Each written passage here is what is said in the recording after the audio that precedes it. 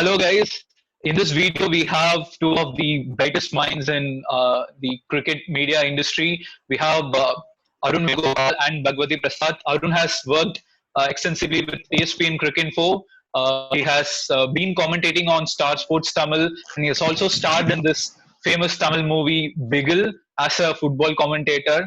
So, how are you, Arun? How is the lockdown treating you? Very well, Vignesh. How are you?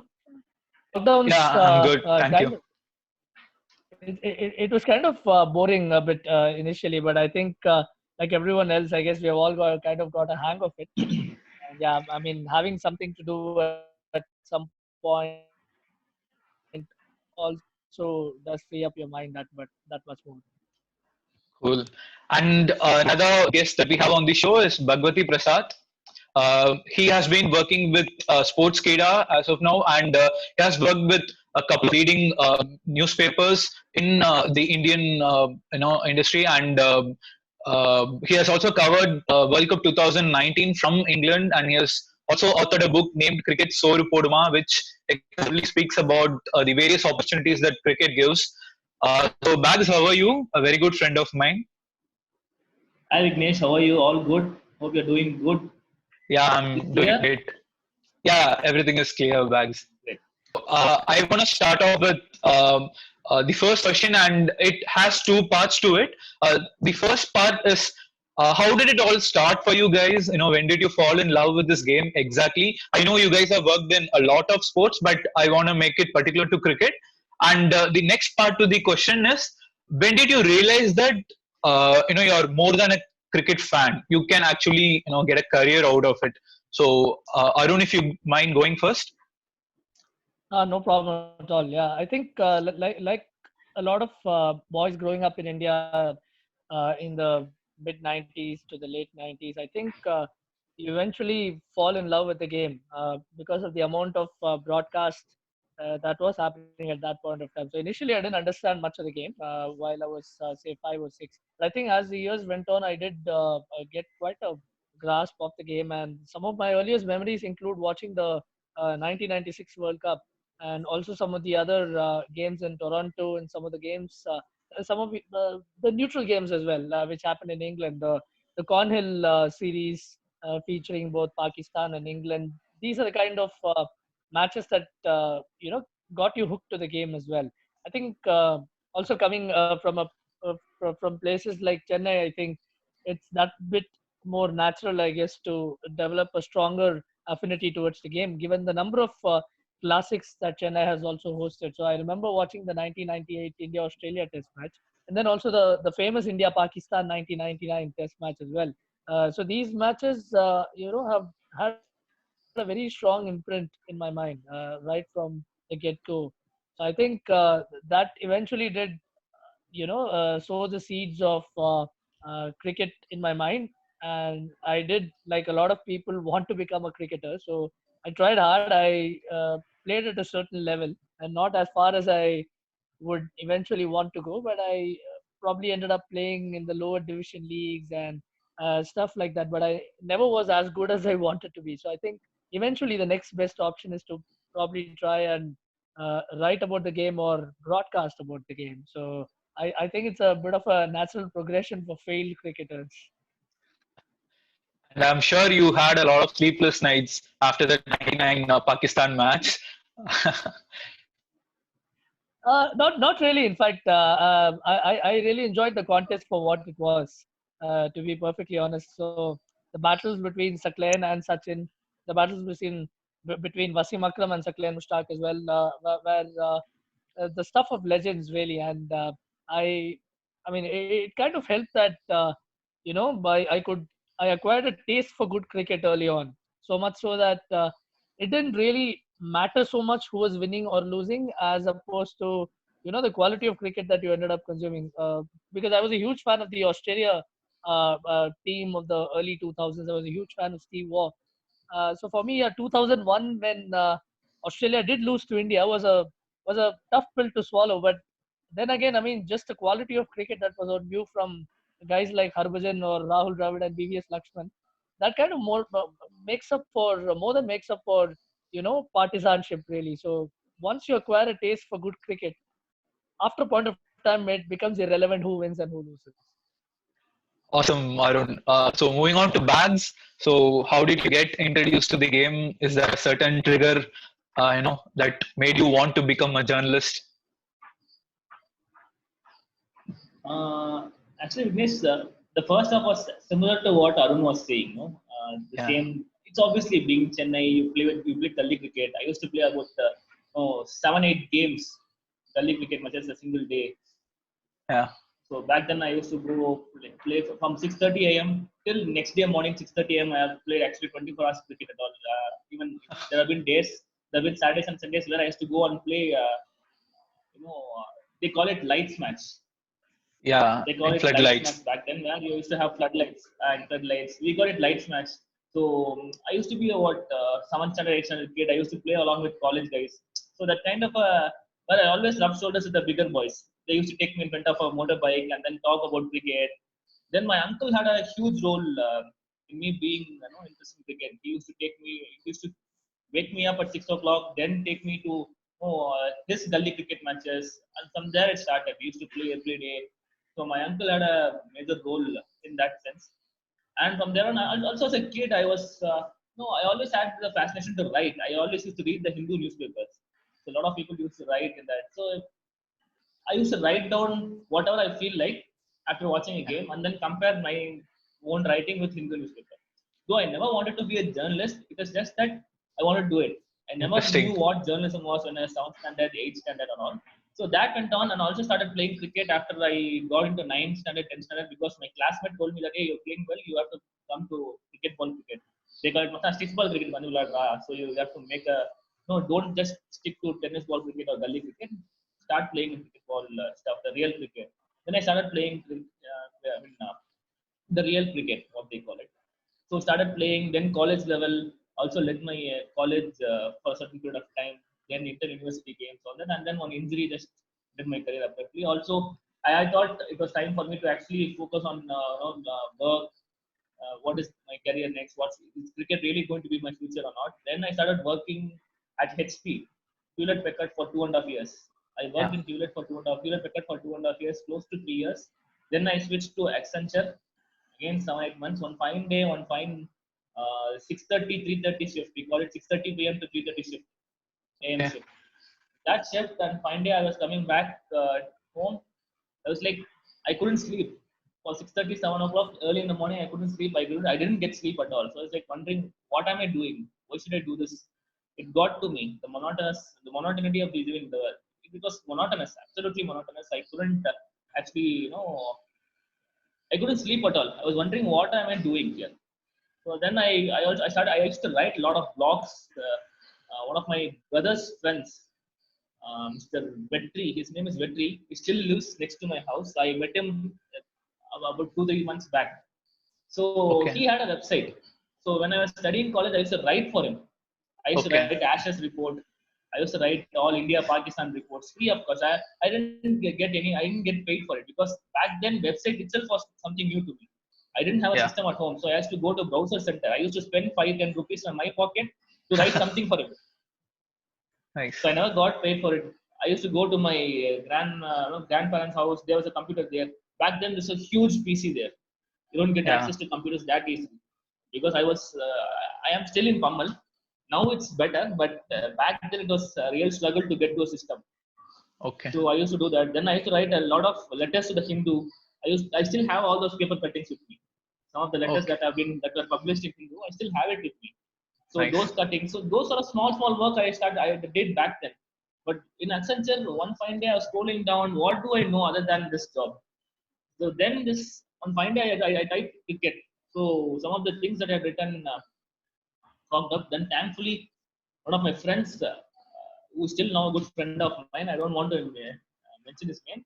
He referred me to Deccan Chronicle ex sports editor then. He said there was Okay. an opening in Deccan Chronicle. Why don't you do a shot at it? So I don't have any journalism background. I'm either graduated in journalism and all of that, but it's a T.N. Raghu and D. Balaji, Santosh Kumar, who are there in Deccan Chronicle back then. They backed me. They said, no, it's interest that matters. They were sure that I would do well, and I hope Okay. I did justice to the selection. I hope I did justice to their. I'm sure you did. I'm sure you did, Bags. So about this transition from a software job to cricket, I have a few questions about them. I'll come back to that Yeah. at the later stage of this video. Now I want to ask about a particular thing. So whenever a youngster thinks about writing or speaking about the game of cricket, he or she only focuses on the international men's cricket. So they don't realize that if you have to get to the top of one field, you have to start from the bottom. So how important it is to look at your domestic circuit, to know your domestic players, get in touch with them and all of that. If you can touch upon it a bit. Bags, you want to go first in this? Yeah. Arun, is it okay? Can I go ahead, Arun? Please. Yeah. Yeah.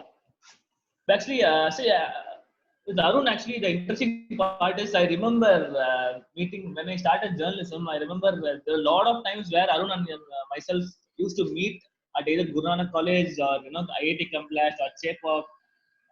I had a bike back then, so I remember we used to travel together sometimes for covering various first division games. As you rightly mentioned, Vignesh, it's a very good point that you had brought up. A lot of people think that they want to write only about Kohli. That brings them like Dhoni, Virat Kohli, Dhoni, Mitali Raj, all these top cricketers. But the real fact is, talent emerges only from the bottom.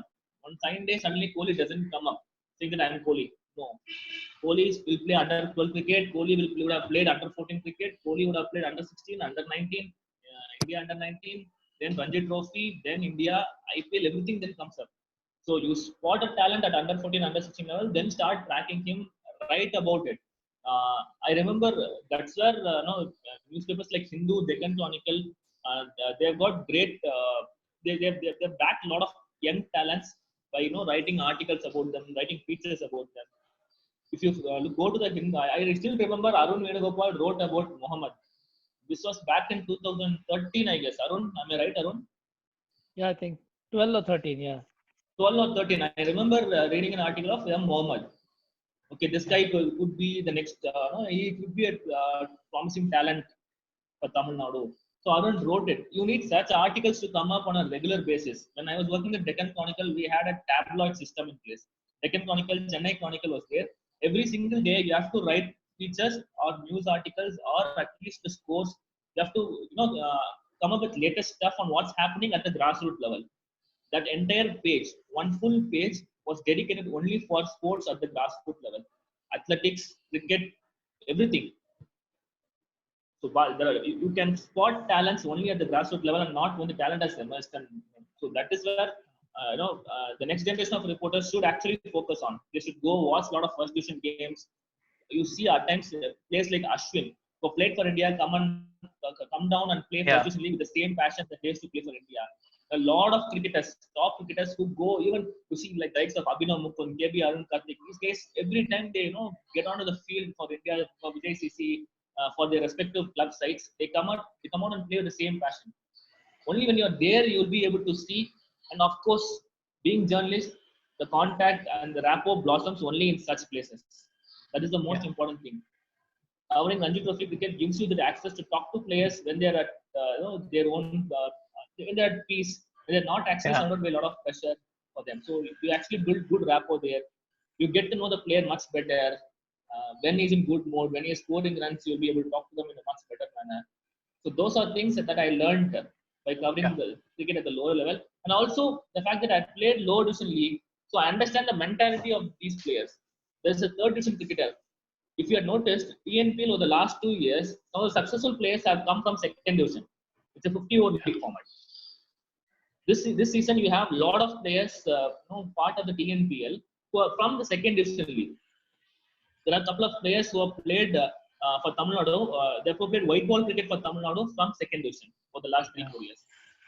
So it's not just about the first division league anymore. You need to know what second division is all about, what is third division, how many guys can hit sixes at the third division. People are taking note of all of that. Only when you know second division, third division, fourth division, where these matches happen, who's playing whom. There are so many cricketers from Kerala, Andhra, Hyderabad, Assam who come and play second division cricket in Chennai.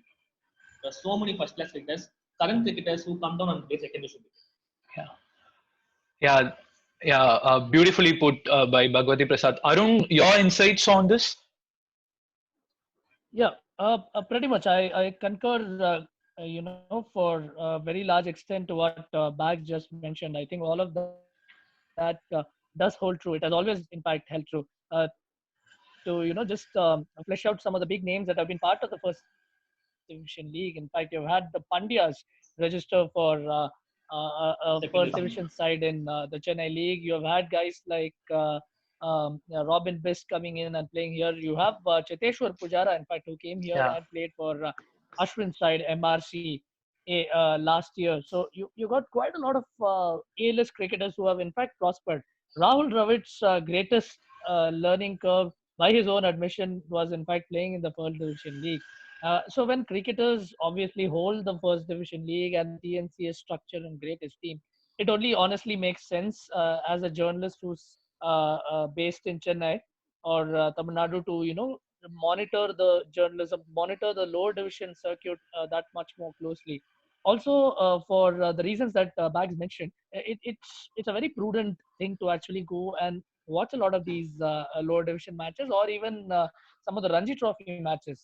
Because, like he said, it's very easy to strike a strong rapport with some of the cricketers who eventually go on to becoming really big stars.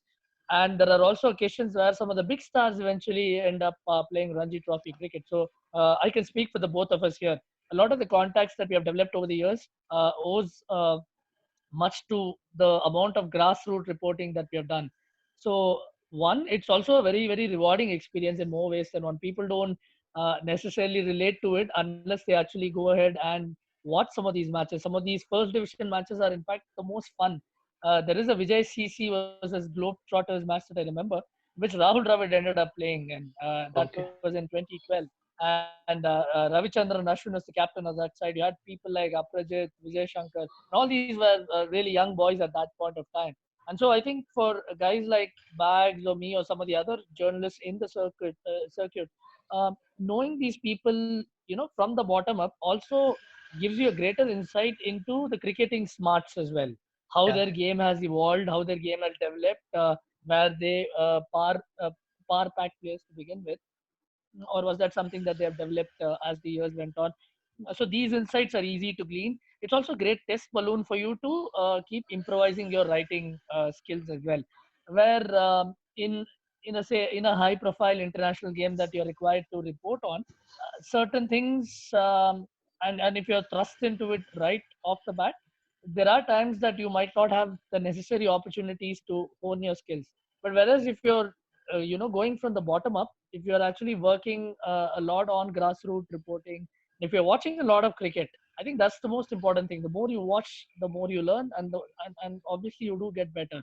And so you do get the opportunity to apply those insights and apply that kind of knowledge when you go on to cover international cricket. So, like with a cricketer, I think covering grassroots cricket and domestic cricket is a very important rite of passage for any journalist who's looking to do meaningful and substantial work. Yeah, wonderfully put, Arun. You also sort of touched upon my next question, which is like when you're talking to these budding cricketers, you have at the back of your mind that they're gonna become international stars at some point of time. So you better be in good contact with them. So what is that particular routine that you do with if you can share your secrets of say you go back and text them saying you had a good chat with them or something. How do you maintain that relationship? If you don't mind sharing a few of your secrets. Yeah, absolutely. I think, see, I mean, just from a personal perspective, what I've honestly believed is in uh, striking good relationships, basically. I mean, no matter where you are, I mean, and what you do. So I think that lies at the heart of also being a good reporter. I think being a fairly good human being, I mean, in most walks of life, does kind of try and push you that much better in so far as to where you want to be. So I think trying to stay a decent human being is the first box that you probably check. So it isn't as if we consciously, at least I consciously go about to try and befriend someone just because he's probably going to become a big cricketer. I think some of my closest friends have also been cricketers who have not necessarily gone on to, achieve great stuff at the international level or at the IPL level. But I think certain relationships that you forge, certain contacts that you make, you do feel special about it, and there is a certain amount of genuineness to it. And also, I think just staying in touch. I mean, I personally, what I do is I make it a point to wholeheartedly congratulate a player when he's done well on the field, when he scored 100 or picked up 5 wickets or 4 wickets, and also to be there when he's not going through such a good time. If he's going through a rough patch, that's when I particularly do feel that as a well-wisher of the game, as a well-wisher of sport in a particular region that I'm covering in, and as a well-wisher of the cricketer as well, I try and make it a point to lift up his spirits wherever I can. I just try and drop him a text or make a phone call and say, hey, things are going to be all right.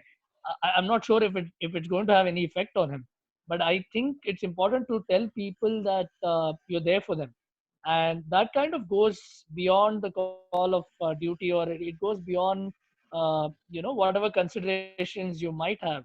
Yeah. But once you start doing these things organically, and once you do try and consciously also stay in touch, you wish them on their birthdays and things like that, you basically try and be a good human being to them. You try and be maintain good friendship like you would do with any other friend. I think that respect will automatically start coming in, and that respect is mutual, of course. So, like with every relationship, I think respect is at the core of a strong relationship. So, this is not an exception to that, too. Okay. Beautiful, Arun. So you're saying go with the natural flow. Yeah, absolutely. I mean, Yeah. because to each his own. I mean, all of us have our own methods, have our own way of dealing it. So there's no one way to skin the cat. So just Okay. probably try and do what works for you the best. But this is what I've been like. I Okay. mean, this is basically the essence of my nature. So that's what I do. Okay. Bags, how about you? If you can touch upon your routine. Pretty much I concur with Arun. Actually, Arun put it brilliantly when he said, be genuine in your wishes. When especially when the cricketer is not doing well, ensure that you convey your message in the right, appropriate manner. So that is one important thing. Arun said all the do's, which I agree, but I would like to touch upon some of the things that you should not be doing. Yeah. See, you might have see the player might sound good to you, he will be friendly with you, but never take players for granted. It can be at any level. No, don't think that okay, you look at a cricketer, no, this guy is not going to play well. Never come to a judge. Don't take these judgmental calls about a player. They're trying hard. Everyone is trying hard. As a reporter, you are trying your best to do what best you can. As a cricketer, they're also trying their best to do what best they can do. So just have that respect for the player. As Arun clearly mentioned, it's all about respecting the individual at the end, whether he's scored a duck or 100 or a 50, whatever be it. Give the respect the player deserves. He's there. He has worked hard. He would have played 1,000 balls, but one good in swinger first ball is out LBW. Doesn't mean that he's not a good player. It's not his Yeah. play. That's it. Yeah. Wonderful, So we Bags. have to stop. We have to stop Yeah, at just that. to That's just to it. add. Yeah, sorry. Yeah, yeah. Please, Arun. Yeah, Arun, go on. Yeah, to just add to what Bags very correctly mentioned, it's also important to try and maintain a certain sense of detachment as well. So you could call it detached Yes. attachment or attachment to detachment. Never ever get too close to your sources. Never ever get too close to players or officials. So much so that you eventually end up becoming a mouthpiece of theirs. So it's very important to also ensure that your credibility is intact. Yeah. The ideal, the most harmonious balance to strike is to still have a good rapport with the cricketer as a person, even when you probably are in a position to criticize him for his game or for performances which might not have been up to scratch. But then, if you are a good enough or a decent human being, then I think it becomes easier for you to still maintain that sense of balance, which is why it's very important to not willingly or even unconsciously become pawns into the hands of people, because one of the things that will happen in journalism eventually is that people are trying to use you for their own gains. that could be anyone. People are trying to push their own agenda. People are trying to plant stuff in the newspapers. All these things happen. So you need to be very, very careful to ensure that there is because see, the thing with sports journalism is there is automatically a sense of subjectivity. It cannot be entirely objective. The moment you say it's a gorgeous cover drive, the moment you're qualifying it as gorgeous, there is an element of subjectivity that comes in.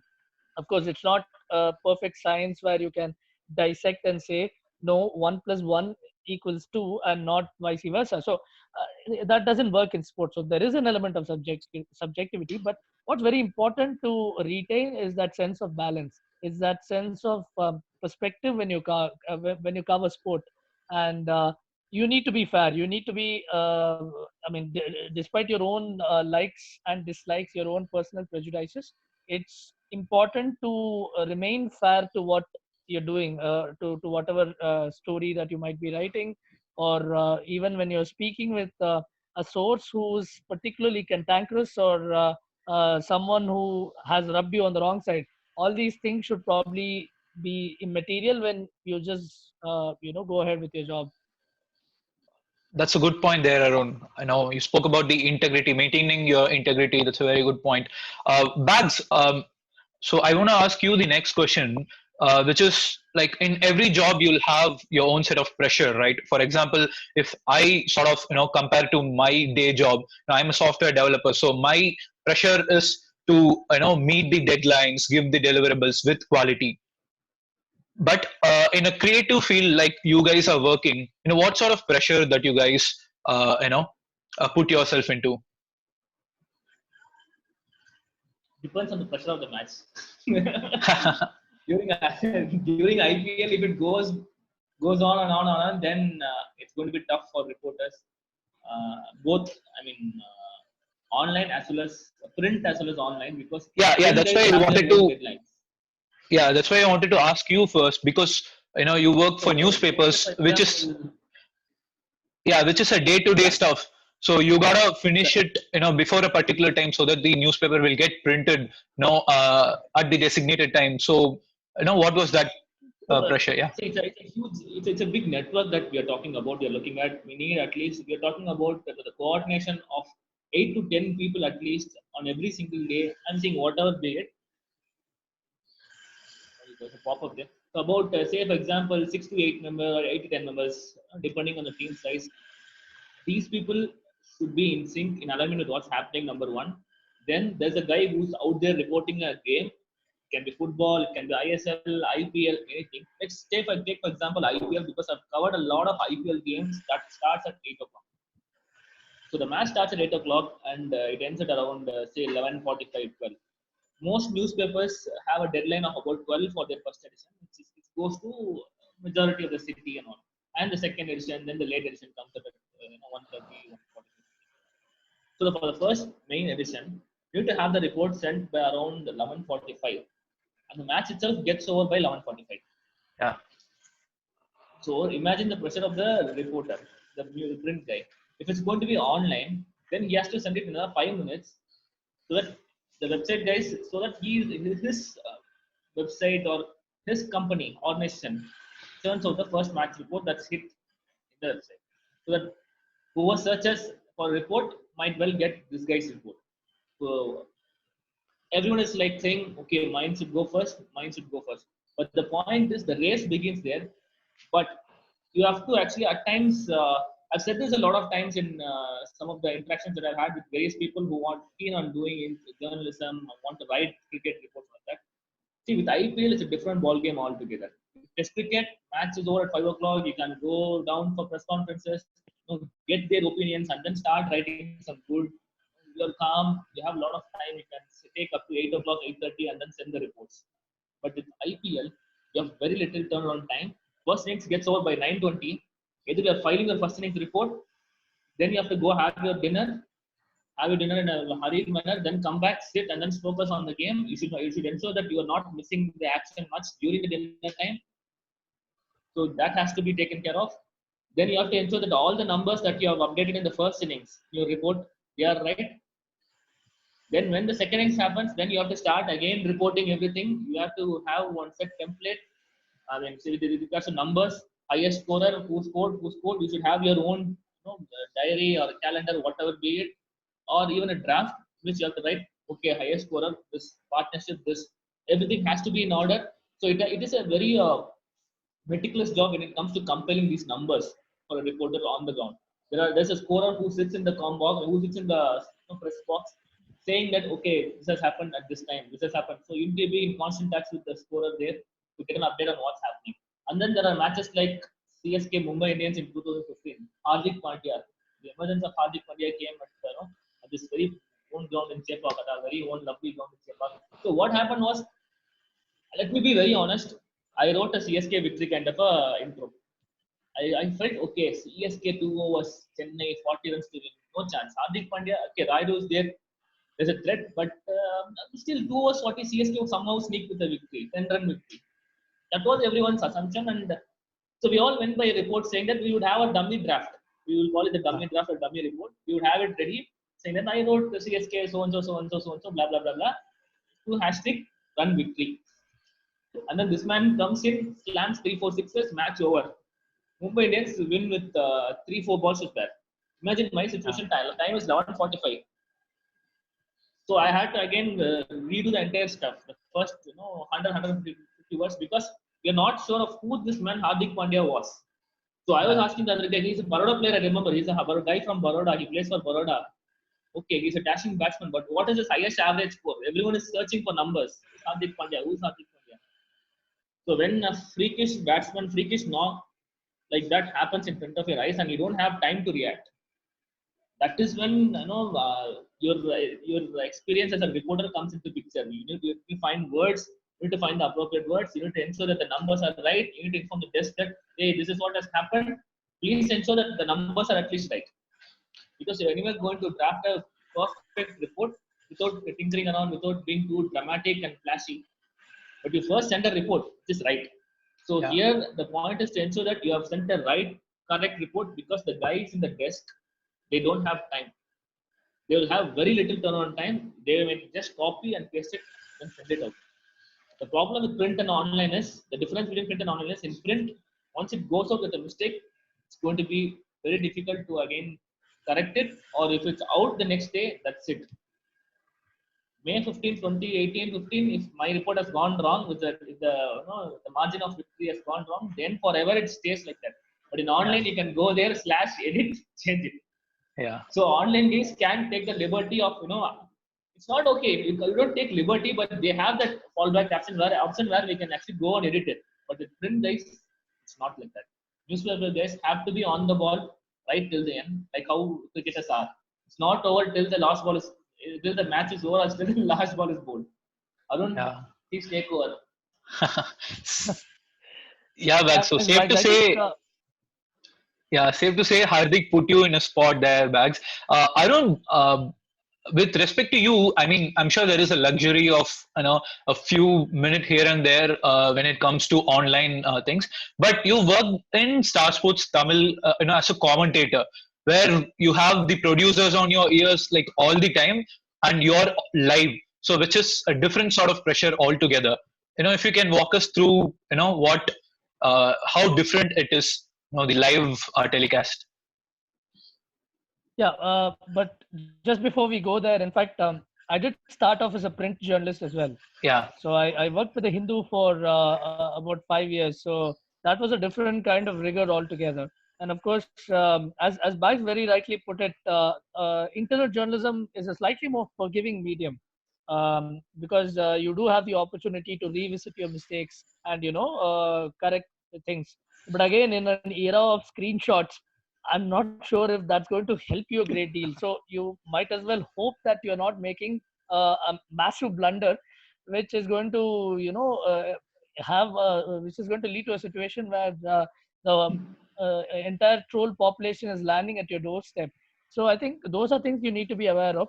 But even with print, I think there are different challenges, and it also depends on which organization you work for. Just before we segue to the question that you asked me, so while with the Hindu, I think even if it were a Ranji Trophy report, there were again two editions. There was a first edition which would go to the rest of the Tamil Nadu sections, and then there was a second edition which would go to Chennai City. And prior to this, there would also be an All India edition where a certain story would have to go everywhere. So depending on the importance of the story, based on its geographical and contextual significance, your deadlines also keep varying accordingly. So yeah, there are like massive pressure situations. Like I remember during the Asia Cup that I was covering in 2014 in Bangladesh. Again, sometimes the internet can also play truant, and if Yeah. that's the case, then your job is that much harder. But you do try and work around things. So one of the ways in which you go about a match report is to so journalism, and that's something that we have discussed at our workshop as well, the one that Bags and I had conducted a couple of years ago. The inverted pyramid structure, where we Yeah. start with the most important aspects, and then as we go deeper into the piece, the slightly lesser important information comes into the picture. So what typically all of us journalists do is to, even as the match is happening, we do try and fill in the report with a lot of other details. So the thumb rule is that you remain equipped to just fill in the lead, which is the main the centerpiece, the crux of the article right at the top. So you remain equipped and elastic enough to fill in that section and then quickly send the article away. So how you write it, whether you choose to adopt a flowery style, you choose to adopt poetry in prose approach, like the one which my former boss, the late Mr. Nirmal Shekhar, was famous for. So that again is a very individual call, which is the beauty of journalism. I mean, I've seen all kinds of reporters and writers. There are the ones who basically just stick to the factual aspects of it. There are people who produce a lot of color, and there are people who marry simplicity with a lot of color, humor, and panache, like Siddharth Monga, who's a great example of that. Then there is of course Ram Mahesh of the Hindu, who doesn't really write as much, but he was again a huge favorite of mine as far as his writing style was concerned. Where consciously, I think a lot of the pieces that he wrote, it did occasionally send you scurrying to the dictionary or to Google for the complexity of the words that he used, but it also was an important learning in the sense that he would expose you to imageries, to context, to words that you probably never knew of. So, which is also an important function of the media, to educate its readers as well. So I think it's about what style you adopt. Coming to your question about the whole live commentary situation thing, yeah, it is a bit of a challenge actually, but that's a challenge you ought to embrace. Otherwise, you don't stand a chance in the industry, because there are people who are going to be in your ear all the time, and it becomes even harder when you're going out to do a presentation ceremony, or to do an interview on the sidelines. I personally felt that was even harder than being in the commentary box with the producer in your ear.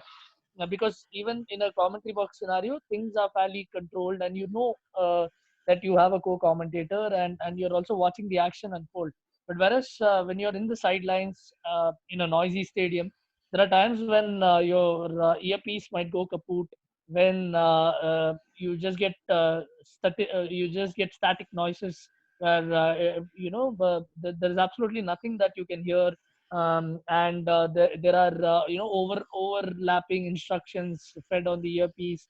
All kinds of things can go wrong. I mean, but that's the thing with broadcast. One of the uh, so once you screw up on live television, there's no shame in admitting to your mistake. Just put your hand up, apologize, and just move on, because these things are going to happen. There are times when you're going to call a Jasprit Bumrah, Bhuvneshwar Kumar, when you're going to call a Sachin Tendulkar, a Virat Kohli. These things are going to happen because so many things are running in your head, and as you said, there is always someone in your ear all the time who's feeding you information.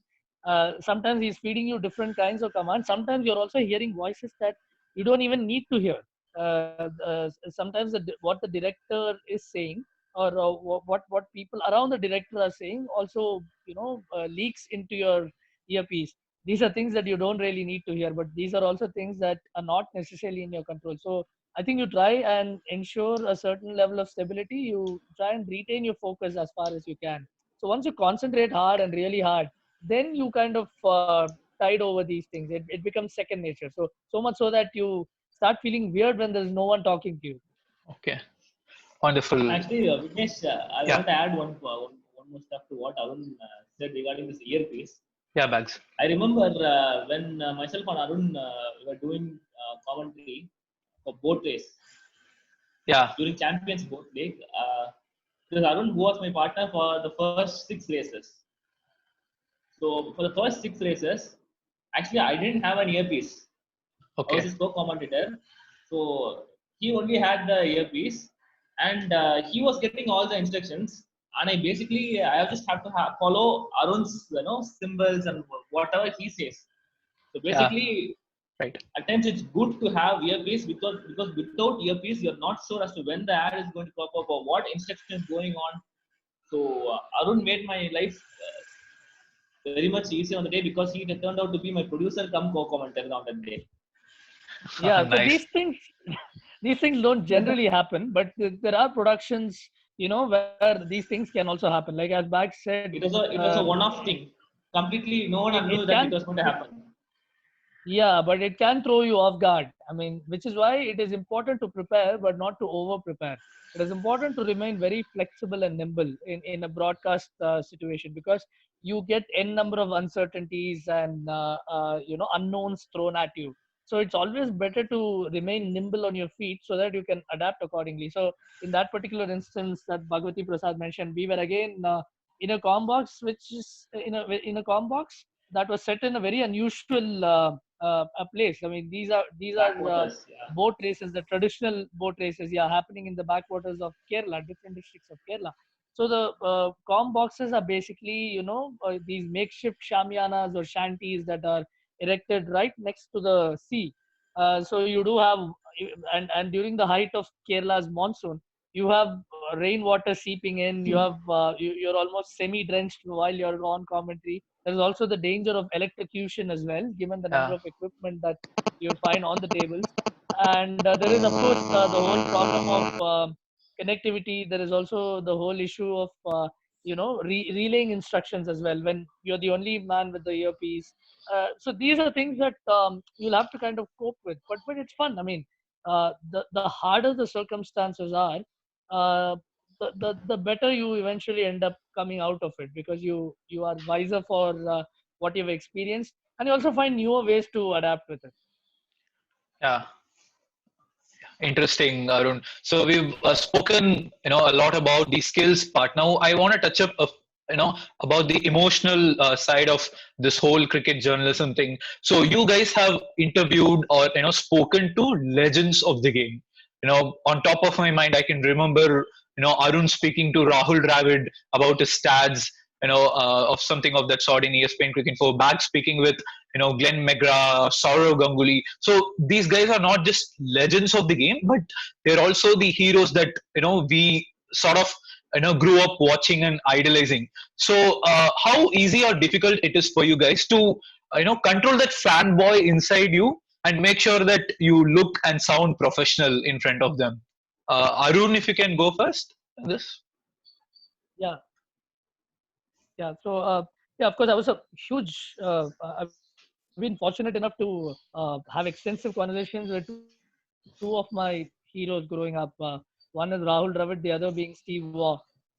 So with Rahul Dravid as well, I think the first time I had a chance to meet him was during that Pearl Division game that I was mentioning to you, where I Yeah. wasn't even covering the game. I was just there as a, so that's something that Bags and I would do quite a lot, even for games that we never really were assigned to cover.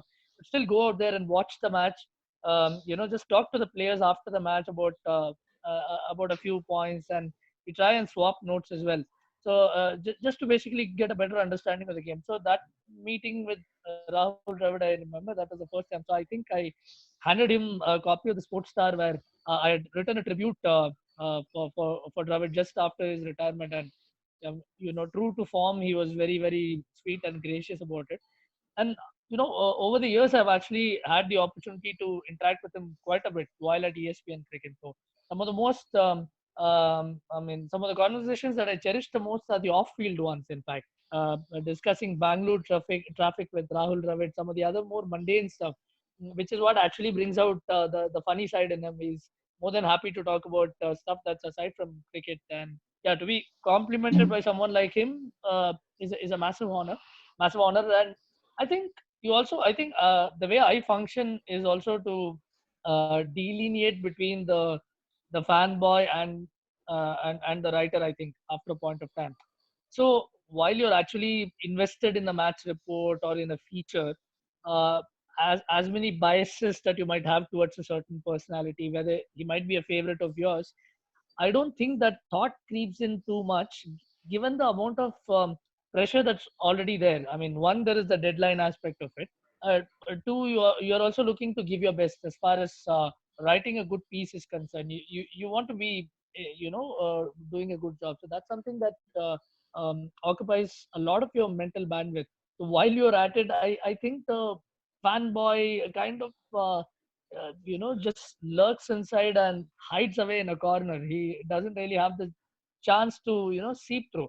But there are tribute pieces. There are pieces where if the fanboy is a necessary accessory to what you write, then you probably just bring him out. If it's a first person account, so I've done first person accounts of meeting a certain hero of mine, or of meeting a cricketer, where the emphasis of the article is to bring out the goodness of the man or the cricketer himself. So during such instances, it's okay for to let it rip. But on other occasions, I've never really faced such a huge conflict, because of the fact that, like I said, that there is already too much running in my mind, that this is the last thing that you're looking at. Perfect, Tarun. Bax, how about you? Have you ever, let your fanboy take over? Have you ever had second thoughts about, not criticizing or not being critical about your favorite cricketer? No, that's never happened. For that, I can assure you, I've never. Like, the situation demands me to be. Sorry, Uh, excuse me. If the situation yeah. demands me to be critical about a certain player whom I really like or admire, then I have done it as a journalist. Okay. But I would like to quote some instances here. I'd like to just go back and share some instances with you guys.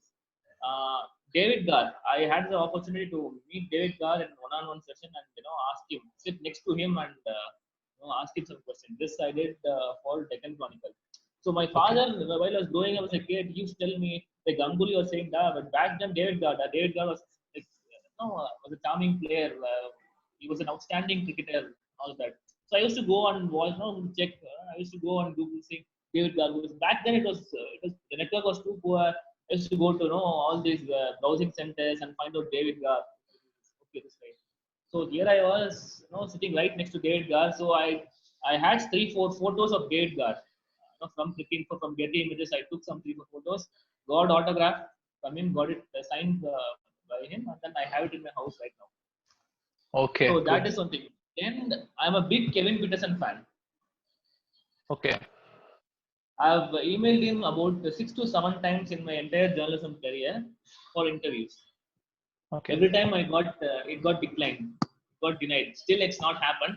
But 2019 World Cup leads when I was covering India Sri Lanka game, Rohit Sharma scored 100, and Kevin Peterson they just came from behind and pat me on the back and saying, "Hey, you're a journalist, right? What's the score, man?" Rohit Sharma was the 96 or 97. So then he Okay. started Good. talking to me. Then I had about some 10, 15 minutes, kind of a chat with him where I told him that I've sent him email requests. I tried to get in touch with him on quite a few different occasions, but then it wasn't possible. It didn't materialize. So meeting Kevin Peterson, right opposite, right next to me, the balcony was something. I can still feel that moment. As I speak, I can still feel that moment where the Kevin Peterson was standing next to me. I clicked a selfie. Probably that was a rare moment. At least the last 4 or 5 years, where I took the selfie with the cricketer. I generally don't ask. I just refrain from asking for selfies. If the picture is clicked during an interview or something along those lines, then I have it. But even when I met Saurav Ganguly, that happened. I had to wait for at least 1.5 to 2 hours. So more than the fanboy moment, the pressure of getting the interview actually gets to you. Yeah. Arun, do you agree with me? More than sometimes when you Totally, go out as a totally. reporter, more than the fanboy moment. Okay, while meeting him for the first time, like first frame when you see him, your fanboy, everything comes into picture. But if it takes 10 minutes, you're not talking to him, you have not got a chance to get to him, get close to him, ask a question. Then the pressure of saying, will I get an interview today? Will this moment come again for me? That sort of pressure comes to you. So Saurav Ganguly, I had to wait for nearly 1.5, 2 hours to get that 6, 7 minute interview. Yeah. There are a lot of cricketers who have been fantastic in receiving journalists, when it comes to interview requests, so those days are outstanding. Dinesh Karthik interview happened in a hotel in Bangalore, in the place hotel. It was quite unbelievable the way Dinesh Karthik, the hospitality, everything was unbelievable. The entire experience of interviewing a cricketer like Dinesh Karthik, you cherish it for the entire for your career, for your life. Those moments will never come back again. You feel that the way Sunil Narayan just bumped into the duel, you start thinking, okay.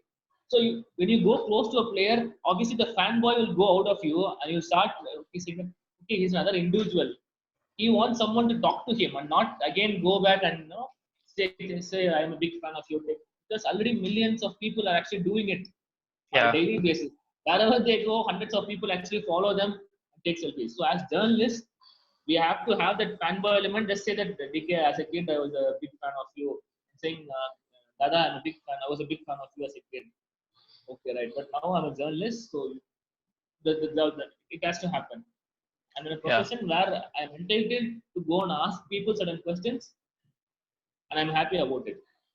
And I love doing it. Simple as that. So I've come into that side of my time, and now Arun is commentating. He started commentating with legends like a lot of people. Yeah. Arun must have seen a lot of people like you see Russell Arnold, Brad Hogg, you name it, Shika sir, Hemang Badani, Sadagopan Ramesh. These days have played for India, and he shares the press box with him, the con box with him, with those guys. So that's something real. Arun, I want to understand how did that feel, Arun? Like Russell Arnold, Brad Hogg, these guys, Sadagopan Ramesh, Hemang Badani, Chika sir. அதேதான் மச்சா actually பெருசா ஒண்ணுமே இல்லையடா. ஐ மீன் அதே press box vibes தானே வந்து where you do know for a fact that see, I mean, you're again stuck in it. I mean, you're all stuck in together, and you also have to work together. So once you also have to try and understand what makes them tick and what works for them, and you also need to ensure that you don't end up irritating or annoying them so much, so that when you're actually on commentary together, things become a little too awkward. So it's important to have that good professional relationship, and also give people the space. So I think we have also having seen, like Bag said, having seen a lot of cricketers sometimes crave for privacy. You also understand that you just need to let people be, and let people Yeah. be alone to their own devices for a while. So which is why there is, I mean, even in the other area of my interest, which is cinema. So even when I watch some, even when I happen to see some really big stars going past, or when I chance upon them at a certain meeting, there is no real tendency to be completely wide-eyed and just fawn over them. I think it's important to treat people as fellow human beings, and treat people as human beings of sorry. It's also important to treat people as human beings who are worthy of respect, and who are worthy of their own space and time. So just because they are celebrities, it's very unfair to just trust yourself upon them. So that I don't think is fair, which also helps. So like Bax said again, because the emphasis is so much on doing your own part right. Because if you're not going to do that, you're not going to get that kind of respect back from Yeah. people that you're working with. So it's important to be worthy of others' respect as well, and others' time as well. So once the focus is on those areas, these things become slightly immaterial. I mean, even when I met Steve Waugh, for that matter, just before we started up the interview, I think there was a lot of conversation, because I remember his autobiography, pretty much down to a T. So a lot of the conversations were about the book, and I was asking about his old residential address and mundane stuff like that. So he did figure out that I'd read his book, upside down, and I had the urge and also the temerity to eventually ask him if he had it written all by himself, or had he had a ghost written by anyone. So he said, no, I'm a compulsive diary writer, so I write everything. I wrote everything with my own hand. Arun Nice. wanted to And actually then we get a had the news out interview. of So it. once the camera is on, We didn't get that back. so once the yeah, so once the interview was on, once the cameras were switched on, I think it's just work mode basically. So you try and go ahead and make sure that you don't forget the questions that you want to ask, but you also want to ensure that you're listening to what the other person is saying, Yeah. so that you can take the conversation forward. So as long as you're very aware of what you want to do, and you're very aware of what the other person's also doing, and you respect both your time and your space as well as theirs, there's no problem at all. Yeah. Yeah. I know you guys. Yeah. Vignesh, I want Yeah, to Bags. Vignesh, I want to say just one thing, adding to Arun's point. See, the fanboy எல்லாம் okay. First தமிழ்ல சொல்லிடுறேன். Yeah. 2013 Sachin அந்த retirement அந்த last test match போது we did a series ஒரு special மாதிரி போட்டு டெய்லியும் டிஃப்ரெண்ட் பிளேயர்ஸ் அவங்களோட thoughts about Sachin interesting moments அதை பத்தினா நிறைய ஆர்டிகல்ஸ் கம்பைல் பண்ணோம். So I was also giving my interviews and articles எல்லாம் டெக்கன் கானிக்கல்ல. Okay. So once first interview யாருன்னு பாத்தீங்கன்னா சக்லைன் முஸ்டாக் இன்டர்வியூ. சக்லைன் முஸ்டாக் வந்துட்டு சின்ன வயசுல வந்து போடுற தூசரா டென்னிஸ் பால் நான் எவ்வளவு ட்ரை பண்ணி அரக்கை அடிச்சு சக்கிங் எல்லாம் போட்டு ஏமாத்திருக்கேன். டென்னிஸ் பால் ஆடும்போது தூசரா ட்ரை பண்றேன்னு சொல்லிட்டு மடக்கி அடிப்பேன் போலிங் போடும்போது. ஸோ சக்லைன் முஸ்டாக் கிட்ட ஐ somehow got to his manager and got to him finally. ஒரு 40 minutes இன்டர்வியூ போன்ல எடுத்தேன். Okay. Telephonic interview. So next day பேப்பர்ல போடுறோம். சச்சின் இஸ் மை ஃபேவரட் கிரிக்கெட்டர்னு அவர் சொல்றாரு. அப்புறம் நிறைய இன்சைட்ஸ் அந்த 99 டெஸ்ட் மேட்சை பத்திலாம் நிறைய சொன்னாங்க. ஃபுல்லா அதெல்லாம் ஒரு ஆர்டிகல் ஒரு ஹாஃப் பேஜுக்கு இன்டர்வியூ வந்தது. அன்னைக்கு மார்னிங்ல இருந்து எனக்கு அப்படியே ஒரு 7-8 ஃபோன் கால் வந்து சம்மடா இது என்னடான்னு சொல்லிட்டு ஒரு ஹை உங்களுக்கு கிடைக்கும் தெரியுமா, ஒரு ரிப்போர்ட்டரா நம்ம ஏதோ சாதிச்சுட்டா உலகத்தையே நம்ம டாப் ஆஃப் போல அந்த ஃபீலிங் இருக்கும். அப்படிலாம் இருக்கும். எல்லாமே இருந்துச்சு. ஆஃபீஸ் போனோம், எல்லாம் செம்மையா இருந்தது. ஈவினிங் பசங்களாம் சேர்ந்துட்டு நாங்க ஃப்ரெண்ட்ஸ் எல்லாம் வந்துட்டு பஜ்ஜி கடைக்கு வீட்டுல போய் டீ கடையில டீ சாப்பிட்டு பஜ்ஜி சாப்பிட்டு போய் சாப்பிடுவோம். டெய்லியும் ஒரு டீ கடை மீட்டிங் இருக்கும். அந்த டீ கடை மீட்டிங் போனோம். எனக்கு வந்து 2 பஜ்ஜி எடுத்து ஒருத்தர் கொடுத்தாரு. நான் பேப்பர் ஓபன் பண்ணி பார்த்தேன். இந்த ஆர்டிக்கல்ல பஜ்ஜி என்னோட முட்டாய், அதே ஆர்டிக்கல் அந்த பேப்பர் எடுத்து பஜ்ஜிகள்ல வந்து. சோ பேசிக்கலி அதுதான் லைஃப். ஒரு ரிப்போர்ட்டர் தான் நீங்க. ஓகே, நீங்க எவ்வளவு பெருசா ஆனாலும் அன்னைக்கு மார்னிங் வந்து சுட இருந்துச்சுன்னா ஈவினிங் பஜ்ஜி கடைக்கு வந்துரும். So from the next day you again have to put it that same effort. அப்படி போட்டாதான் அட்லீஸ்ட் டெய்லி பஜ்ஜி கடையில நம்ம நியூஸை படிக்க முடியும். இல்ல அதுலயும் வந்து சில பஜ்ஜி கடைகளுக்கு வந்து பிரெஃபரன்ஸ் ரொம்ப ஸ்ட்ராங்கா உண்டு எடுப்பாங்க. ஏன்னா சில பேப்பர் தான் என்ன நல்லா உரியும் அதெல்லாம் ரிசர்ச் போயிட்டு இருக்கு. So it's a message for all, people who are interested in journalism, who want to become journalists, who aspire to be one such journalist அப்படி நினைச்சீங்கன்னா தயவுசெய்து every day is a fresh day. Cricketer சொல்ற அதே slang தான். every day is a fresh day. அன்னைக்கு திருப்பி நீங்க போகணும், திருப்பி 4 பேர்ட்ட பேசணும், எழுதணும், to do something. ஒரு செல்ஃப் மோட்டிவேஷன்றது பயங்கரமா இருக்கணும். சில நாள் நீங்க எவ்வளவு ட்ரை பண்ணுவீங்க, 3 நாளைக்கு ஒரு இன்டர்வியூ மாட்டாது, ஒரு ஸ்டோரியும் மாட்டாது. செகண்ட் 4th டே திருப்பியும் ட்ரை பண்ணி தான் ஆகணும். ஸோ அருண் வந்துட்டு ஐ ரிமெம்பர் நாங்க நிறைய டிராவல் பண்ணியிருக்கோம் டுகெதர், நிறைய வந்துட்டு சில ஊருக்குலாம் போயிருக்கோம். ஸோ அருண் கூட ஆக்சுவலா இந்த ஒரு சாட்ல வந்து பேசுறது ரொம்ப எனக்கு I am very happy with that. Thank you so much Vignesh, இந்த ஒரு பிளாட்ஃபார்ம் ப்ரொவைட் பண்ணதுக்கு.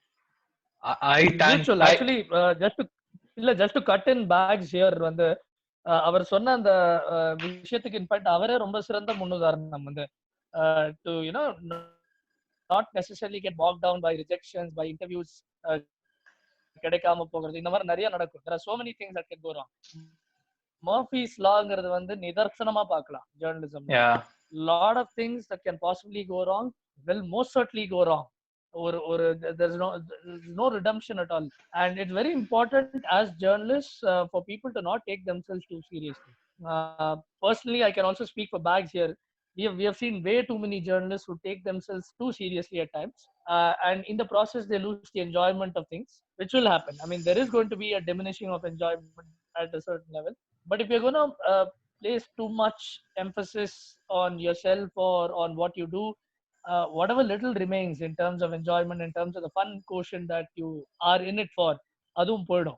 and that love for the game also completely goes out of the window because there are, as it is, too many things to demotivate you. But what is very important is persistence. So there are Yeah. things that will not happen over a day's time. நான் பகவதியோட example சொன்னது அதுக்கு தான். சில reports, so a lot of journalism that is being done, a lot of what we have done, and a lot of great competent journalists do is the most unglamorous, unfashionable things. ஒரு 100 அடிக்கணும்னா 25 பவுண்டரியில அடிக்கலாம், but 25 பவுண்டரியில எந்த பேட்ஸ்மேனுமே அடிச்சு நம்ம பாக்குறது இல்ல. ஒரு 30-40 single எடுத்தே ஆகணும். அந்த கிரண்ட் ஒர்க், அதே கிரைண்ட் தான் கிட்டத்தட்ட ஜேர்னலிசம்லயும் வந்து பண்ணியே ஆகணும். இது எந்த ஜேர்னலிசம்க்குமே பொருந்தும். Especially when you're looking at chasing stories. So I've covered the BCCI beat for a fair fair period, in fact, for about a couple of years at least, while at ESPN Cricinfo. I've also covered quite a bit of TNCA and BCCI also at the Hindu. Bhagwati has also done that. He's covered a lot of sports administrators and administrations. We know for a fact that it's incredibly hard to get stuff out of people. Very, very difficult to gain the trust of people. It takes years to gain trust, and just one instance, one error by a sub-editor or one error by ourselves to completely extinguish that trust. Because ஒரு bad headline or இல்ல ஒரு நல்ல headline கூட இருக்கலாம், which might irk the person on the wrong side, can completely result in a situation where the guy stops talking to you for good. There might also be the other end of the spectrum where you do a story, where you do a grassroots related story, or when the person also thinks he has respect for you because you don't have an agenda. Appo automatically there is greater trust being gained. Either way, it's a process. It's a lot of grunt work. It doesn't happen overnight. It takes time, but you try and make sure you do it as fast as you can. But in trying to do that, you cannot get ahead of yourself. You still have to be very, very organic in how you approach people. You need to be very, very honest with what you do. So one of the things that I've always been very particular with as a journalist, wherever I used to go, press conferences pona gift இருக்கும், cover வரும், ஏதாவது compliment ஏதாவது வரும். One thing that at least in my own at least as far as my own personal ethics are concerned, I've always been very clear. Gift மட்டும் gift இதெல்லாம் வாங்கவே கூடாது, எந்த ஒரு கன்சிடரேஷனும் வாங்கிடவே கூடாது அவங்க கிட்ட. You don't want to put yourself in a position where you're obliged to anybody. Yeah. So that also kind of gave me the courage to write what I wanted. I could take on people without fearing either the consequences or fearing obliged. So long as you have your own personal system sorted, baki ellame will fall in place. Yeah. It's interesting that you're sort of tending to say that you got to take fresh guard every day, all those steps. You relate cricket with cricket journalism. So on the point of view, I want to ask you another question, which is again an emotional question. Ipo or cricketer kitta poitu neenga what is your one particular dream, what is that dream that stands above everything else அப்படினு கேட்டிங்கன்னா, someone might say getting into the Lord's Honors Board, and someone might say winning a World Cup or whatever. So அந்த மாதிரி, do you guys have a dream interview or a dream person to sort of have conversation with? Just one thing that sort of pops out of your head. Like if that happens to you, you might as well pack சொன்ன மாதிரி நம்ம பெருசா சாதிச்சிட்டோம் அப்படிங்கிற feel அந்த மொமெண்ட்டுக்கு கொடுக்கும். அப்படின்னா okay, this made my day அப்படிங்கிற மாதிரி. Bags, you want to go first here? Yeah, I'll take it. சொல்றா. நான் இந்த வாட்டி ஃபர்ஸ்ட் பால் அடிக்கிறேன். So actually it has happened. இதுக்கப்புறம் நடக்கணும்னு இல்ல, நடந்துருச்சு. Okay. 2019 வேர்ல்ட் கப் ஃபைனல் போகும்போது முதல்ல அந்த லாஸ்ட்ல ஃபைனல் கவர் பண்ணும் அப்படிங்கறதே ஒரு பெரிய விஷயமா இருந்தது. ஏன்னா இந்தியா ஃபைனல் ஆடாததுனால இந்தியன் ரிப்போர்ட்டர்ஸ் நிறைய பேருக்கு வந்து அக்ரெடிடேஷன் கிடைக்குமா கிடைக்காதுன்ற ஒரு பயம் இருந்துட்டே இருக்கு. Okay. Indian news first news papers தான் ஃபர்ஸ்ட் ப்ரிஃபரன்ஸ் கொடுப்பாங்க, அதுக்கப்புறம் ஆன்லைன் வருவாங்க, அதுக்கப்புறம் அடுத்த லெவலுக்கு இதுக்கு வருவாங்க. ஸோ அந்த மாதிரி இருக்கும்போது எனக்கு அந்த மேட்ச், எனக்கு வந்து ஆஸ்திரேலியா இங்கிலாந்து செமிஃபைனலுக்கு அதுன்னு கேட்ட ப்ரெஸ் பாக்ஸ்ல எனக்கு இது கிடைக்கல, அக்ரெடிடேஷன் கிடைக்கல. சென்ட்ரல் அக்ரெடிடேஷன் இருந்தது, பட் மேட்ச் டே பாஸ் எனக்கு கிடைக்கல. So I have to sit with the Australian and English fans. அவங்களுக்குள்ள ஒரு சின்ன ஃபேன் இது இருந்தது, சென்டர் இருந்தது. அந்த ஃபேன் சென்டர்ல உட்காந்து மொத்த மேட்சுமே பார்த்தேன். என் கூட வந்த இன்னொரு ரிப்போர்ட்டர் சந்தோஷ் குமார், அவர் வந்து நியூஸ் பேப்பர்ல இருந்தாலும் அவருக்கு கிடைச்சிச்சு. அவர் வந்துட்டு he went into the press box. So அப்பதான் எனக்கே ஃபர்ஸ்ட் தெரிஞ்சது, நியூஸ் பேப்பருக்கு வந்துட்டு ப்ரெஃபரன்ஷியல் ஆர்டர்ல ஃபர்ஸ்ட் வந்துடும், தென் வெப்சைட்ஸ் அதுக்கெல்லாம் வரும் அப்படிங்கிறது அப்பதான் தெரிஞ்சது. ஏன்னா உங்க கண்ட்ரி ஆடல. If you from India and India is not playing that semifinal or that important game, so நீங்க வந்து ஆர்டர்ல கீழே வந்துடுவீங்க ப்ரெஃபரன்ஸ்ல. ஸோ அது மாதிரி ஆயிடுச்சு. ஸோ ஃபைனல் இந்தியா ஆடாதனால நான் ஏற்கனவே லாஸ்ட்லாம் டிக்கெட்லாம் போட்டு வச்சு லண்டன்லாம் போய் உட்காந்துட்டேன். பட் அன்னைக்கு நைட்டு தான் தெரியும், அந்த மேட்சுக்கு முன்னாள் நைட்டு தான் தெரியும் அக்ரெடிடேஷன் கிடைச்சிருக்கா இல்லையான்னு சொல்லிட்டு. ஸோ ஒரு 2.5 மணி நேரமா நானும் மெயில ஸ்க்ரோல் பண்ணி தேய்ச்சி விரல்லாம் தேய்ச்சி போச்சு எனக்கு மெயில் செக் பண்ணி. பட் அந்த லார்ட்ஸ் மேட்ச் உள்ள எனக்கு பிரஸ் பாக்ஸ்ல இடம் கிடைச்சு, பிரஸ் பாக்ஸோட வெள்ள ஏரியா சொல்லுவாங்க, அது ஒரு மாதிரி அவுட்டர் சைட்ல இருக்கும். பிரஸ் பாக்ஸ் உள்ள இல்லாம வெளியே உட்காந்து பார்க்கலாம், ஓப்பன் பிரஸ் பாக்ஸ் சொல்லுவாங்க. அந்த ஓப்பன் பிரஸ் பாக்ஸ்ல சீட் கிடைச்சு அங்க உட்காந்து பார்த்துட்டு முதல்ல சமயம் இருக்கு. தென் எனக்கு வந்து என் கூட வந்து மாண்டி பனிசர், ராஜர் டூஸ் அண்ட் இவர் ஜெஃப் ஆலட், இவங்க 3 பேரும் ஃபுல் மேட்ச் உட்காந்து பார்த்தாங்க சிட்டிங் நெக்ஸ்ட் டு தம். அந்த மாதிரி ஒரு அன்பிலீவபிள் ஃபைனல் இதுக்கப்புறம் எனக்கு தெரிஞ்சு சத்தியமா நடக்காதுன்னு நினைக்கிறேன். ஏன்னா ரூலை மாத்திடுவாங்க, பவுண்டரி கவுண்ட்ல வந்து ஒருத்தர் வராதுன்னு நினைக்கிறேன். சொல்றேன் ரூலை மாத்திட்டாங்க. இல்ல பவுண்டரி கவுண்ட் இந்த மாதிரி ஏதாவது எச்சரிக்கை ரூல்ல திருப்பி இந்த மாதிரி முடியும் அப்படின்றது ரொம்ப ஒரு ரேரான விஷயம். இதுக்கப்புறம் எல்லா வேர்ல்டு கப்லயும் ஃபைனல் வந்தோடனே யோசிப்பாங்க, அதே ரூல் புக்லாம் ஒழுங்கா படிச்சுக்கோடா அப்படின்னு சொல்லிட்டு முன்னாடியே தெளிவாயிடுவாங்க. ஸோ அதனால அந்த ஒரு ஃபைனல் பிளஸ் அது முடிஞ்ச உடனே தாங்க என்ன ஒரு மாதிரி இருந்தது. ஏன்னா இவர் I think post match presentation போகும்போது got down to the ground, journalist வந்து பவுண்டரி எட்ஜ்ல நிக்க வச்சுட்டாங்க. ஒரு 50 அடியில வந்து பென் ஸ்டோக்ஸ் அவங்க எல்லாம் நின்று பேசிட்டு இருக்காங்க, எல்லாம் செம்ம ஹாப்பி. ஒரு சைடு நியூசிலாந்து. தென் அது முடிஞ்ச உடனே மொத்த லார்ட்ஸ் கிரவுண்டையும் கிராஸ் பண்ணி பால்கனிக்கு போனோம் பிரஸ் கான்ஃபரன்ஸ். ஓகே.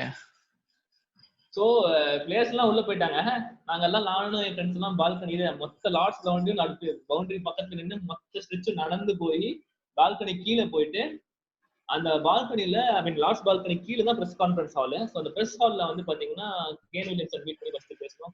தென் மார்கன் வந்து வேர்ல்ட் கப்போட வந்து உட்காந்து எல்லாம் பேசினாரு. அது முடிஞ்ச உடனே நியூசிலாந்து பிளேயர்ஸ் கொஞ்சம் பேர் வந்து பேசினாங்க. Then Jofra Archer, Jos Buttler, Chris Woakes, அப்புறம் லியாம் பிளங்கெட், இன்னும் 2-3 பிளேயர்ஸ், பேஸ்டோ, 5 பேரு. ஆமா, இவங்க 5 பேரும் வந்து ஒரு பிரஸ் இன்டராக்ஷன் மாதிரி தனித்தனியா நிக்க வச்சுட்டாங்க. யார் வேணா எங்கன்னா போய் கேட்டுக்கோங்க அப்படின்ட்டாங்க. ஓகே. கட்டுப்படுத்த முடியல பேசிக்கலி ஜேர்னலிஸ்ட், ஏன்னா அவ்வளவு பேர் ஏதாவது கேட்கணுன்றாங்க. ஸோ எல்லாரும் போயிட்டாங்க. ஸோ இஷ்டத்துக்கு ஆளுக்கு ஒரு இடத்துல போயிட்டு ஃபர்ஸ்ட் ஆச்சுட்டு ஒரு 2 கொஸ்டின் கேட்டு அப்படியே ரெக்கார்ட் பண்ணி திருப்பி வருது. ஸோ ஒரு 5 பேர்த்தையும் போய் உட்காந்துட்டு எல்லாம் பேசிட்டு அவங்க கழுத்து அந்த மெடல் வேர்ல்ட் கப் மெடல் மாட்டுறது பாக்குறது எல்லாம் பார்த்துட்டு பிளஸ் அது முடிஞ்சு வந்தோடனே அன்னைக்கு மார்னிங் அதுக்கு ப்ராக்டிஸ் ஃபைனலுக்கு ப்ரீ மேட்ச் டேல வந்து பாத்தீங்கன்னா லார்ட்ஸ் உள்ளுக்குள்ள போய் சுத்தி பார்த்தோம், மியூசியம் சுத்தி பார்த்தோம். ஓகே. ஸோ அங்க இருந்து அந்த கிரிக்கெட் மியூசியம், லார்ட்ஸ் மியூசியம் சுத்தி பார்த்தோம் உள்ள ஃபுல்லா. தென் முடிச்சுட்டு கடைசியா வரும்போது லார்ட்ஸ் கிரவுண்ட்ல பிச்சு பக்கத்துல உட்காந்துட்டு நானும் போய் லார்ட்ஸ்குள்ள உட்காந்துட்டேன், நான் கிரவுண்டு பக்கத்துல உட்காந்துட்டேன், பிச்சு பக்கத்துல உட்காந்துட்டோம் அப்படிங்கிறது ஒரு அன்பிலீவபிள் ஃபீலிங். அதே மாதிரி சைட்ல இருந்து நீங்க வந்து ஸ்டாண்ட்ஸ் கீழ இருந்து பாத்தீங்கன்னா கிரவுண்ட் தெரியும், ஸ்லோப் தெரியும் உங்களுக்கு. ஸோ அந்த ஸ்லோப் எல்லாம் எப்படி இருக்குன்னு டிஃப்ரெண்ட் ஆங்கிள்ஸ் நின்று பார்த்து இப்படிதான் ஸ்லோப் இருக்கும் போல. பிகாஸ் ஃபர்ஸ்ட் டைம் இதான் போறதே, never no where going to go back again. So இருக்கிற ஒவ்வொரு ஸ்டாண்ட்ஸ்லயும் போய் ப்ரீ மேட்ச் பிரஸ் கான்ஃபரன்ஸ் முடிஞ்ச உடனே டைம் ஃபுல்லா ஸ்பெண்ட் பண்ணி இன்ச்சா இந்த ஆங்கிள் பார்த்தா ஸ்லோப் இப்படி தெரியும் போல இருக்குப்பா, இந்த ஆங்கிள் பார்த்தா இப்படி தெரியும் சொல்லி நாங்க ஒரு 4 ஜேர்னலிஸ்ட் எல்லாம், தமிழ் ஜேர்னலிஸ்ட், சென்னை ஆளுங்க எல்லாம் போயிட்டாங்க. போதவங்க எல்லாம் இன்ச்சா அந்த மொத்த லார்ட்ஸ்ல உடனே அளந்து வரணும். அந்த ஃபைனல் முடிஞ்ச உடனேவும் அந்த மொத்த இதையும் இந்த சைட் கிராஸ் பண்ணி வரும்போது உட்காந்து போட்டு எடுக்கிறது எப்படின்னு சொல்லிட்டு ஆல்மோஸ்ட் அங்க ஒரு 9:30 ஆயிடுச்சு. மேட்ச் முடிஞ்சு இங்கிலாந்து டைம்ல 9:30 ஆயிடுச்சு. நான் வெளில வரதுக்கு ரோடு வந்தா ஃபுல் பார்ட்டி மோட் எல்லாம் இருக்காங்க, செம்ம சத்தம். ஒருத்தர் வந்துட்டு இங்கிலாந்து வந்து கார் கிரவுண்ட் வாசல்லையே வந்து இங்கிலாந்து டீம் மெம்பர்ஸோட பிக்சர்ஸ் எல்லாம் போட்டோஸ் எல்லாம் கார் ஃபுல்லா ஒட்டி, காரே வந்து ஒரு இங்கிலாந்து கிரிக்கெட் டீம் டிசைன் பண்ண மாதிரி ஒரு காரு. ஸோ அது பிளஸ் பிளேயர்ஸ் எல்லாம் வந்துட்டு போனாங்க. அவங்க போகும்போது ஃபேன்ஸ் ரியாக்ட் பண்ணுது இங்கிலாந்து பிளேஸ்ல வெளில போகும்போது. அண்ட் நாங்க தங்கியிருந்த இடம் எப்படின்னு பாத்தீங்கன்னா லார்ட்ஸ் கிரவுண்ட்ல இருந்து 2 பில்டிங் தள்ளி. ஸோ நாங்க வந்து state board 8th fluoro 10th fluoro, அங்கிருந்து பார்த்தா பிளேயர்ஸ் பிராக்டிஸ் பண்ண ஆரம்பிச்சாலும் தெரியும். ஓகே. அந்த மாதிரி டிஸ்டன்ஸ் தங்கிருக்கோம். ஸோ ஒரு அன்பிலீவபிள் எக்ஸ்பீரியன்ஸா இருந்தது அந்த ஒரு 2 நாளுங்கிறது. லார்ட்ஸ்ல வந்து இதுக்கப்புறம் லைஃப்ல அந்த மாதிரி ஒரு மெமரபிள் மூமெண்ட் வருமானா டவுட் தான் கிரிக்கெட் பொறுத்த வரைக்கும். ஓகே. எனக்கு நிறைய டைம் நீங்க சொல்லும் போது கூஸ் பம்ப்ஸ் வந்தது. So I want to speak with Arun now. Arun, what about you? Your sort of dream thing. செம்ம கதைங்க ஆக்சுவலி. நானே இப்பதான் இன்ஃபேக்ட் இவ்வளோ டீடைல்டா கேட்குறேன். இன்ஃபேக்ட் அந்த செம்மையா இருந்தது, செம்ம experience. But actually on the contrary எனக்கு வந்து பெரிய அந்த மாதிரி ஸ்பெசிஃபிக்கா எந்த இதுவும் இல்லைங்க. டு பி ஆனஸ்ட், எனக்கு ஒரே ஒரு ஆசை என்னன்னா, உலகத்துல இருக்கிற நிறைய அழகழகான கிரிக்கெட் ஸ்டேடியம்ஸ், அழகழகான ஊர்ல இருக்கிற ஸ்டேடியம்ஸ் வந்து போய் பார்க்கணும். அங்க வந்து முடிஞ்சா ப்ராட்காஸ்ட் பண்றதுக்கான வாய்ப்பு. பிகாஸ் இப்போ I anyway don't write as much. I don't report certainly as much. I'm not too keen on either of that.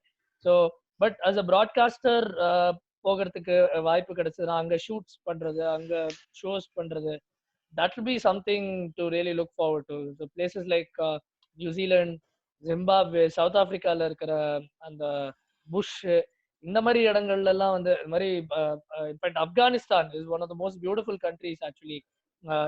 Extraordinary landscapes, அதோட போட்டோகிராஃப்ஸ் எல்லாம் பார்த்தா. ஸோ அந்த மாதிரி இடங்கள்ல வந்து கிரிக்கெட் நடந்ததுன்னா இந்த மாதிரி சவுத் ஆப்பிரிக்கா, நியூசிலாந்து, அப்கோர்ஸ் இங்கிலாண்டோட வில்லேஜ் கிரீன், இந்த மாதிரி உலகத்துல எத்தனை அழகான கிரவுண்ட் ஸ்டேடியம்ஸ் இருக்கோ அங்கெல்லாம் வந்து மேட்சஸ் பத்தி ப்ராட்காஸ்ட் பண்ணணும், அங்க டைம் ஸ்பெண்ட் பண்ணணும். அந்த மாதிரி தான் ஆசை தவிர ஸ்பெசிஃபிக்கா இந்த ஒரு இவெண்ட் இல்லை இந்த ஒரு அக்கேஷன் அப்படின்லாம் ஒன்றும் இல்லைங்க. ஏன்னா ஒரு எந்த ஒரு பெரிய இவெண்ட்டுமே ஏதோ ஒரு நல்ல ஒரு ஊர்ல ஒரு பெரிய அட்மாஸ்பியர்ல நடக்க போகுது. But I think for me journalism has always been, at least the way I've looked at it, it's been a window to see the world with a much larger lens. So அதுக்கு வந்து ஜேர்னலிசமா இருந்தாலும் சரி, ப்ராட்காஸ்டா இருந்தாலும் சரி, அதுக்கு எது வந்து வழி வகுக்குதோ, yeah, that will obviously be the pinnacle. Okay. Yeah, beautiful, Arun. I just want to thank you both for your time. I really cannot thank you enough. நீங்க சொன்ன மாதிரி அந்த 2 years முன்னாடி ஒரு ஒர்க் ஷாப்ல தான் I met you guys. That was my introduction to you both, and I'm really grateful to you both for accepting this. And whether this video comes out or not, whether I'm putting it out on my YouTube channel or not, speaking to you guys is a huge bonus for me, and I learned a lot. So thanks a lot, both of you. Thank you so much, Vignesh. Hey Arun, thank you so much, da. As always, wonderful listening to you, Macha. Take care, da. Hey, as always, இந்த world cup கதை எல்லாம் செமையா இருந்துச்சு. நம்ம பேசுவோம் திரும்ப போன்ல. நீ வேற சாப்பாட்டுக்கு பாஸ்டா கஷ்டம் எனக்கு தான் தெரியும். Okay, thank you Vignesh. Thank you so much. Yeah, thank you. Wonderful talking to you. Vignesh da YouTube channel ku subscribe பண்ணுங்கப்பா. Yeah, sure. வீடியோட லிங்க் உங்களுக்கு அனுப்புறேன். Please share it in your social media platforms as well. Thank you. And all of you subscribe to Vignesh's channel. Keep coming up with good work, Vignesh. Thank you so much. Thank you guys. Bye bye. Bye guys. Bye.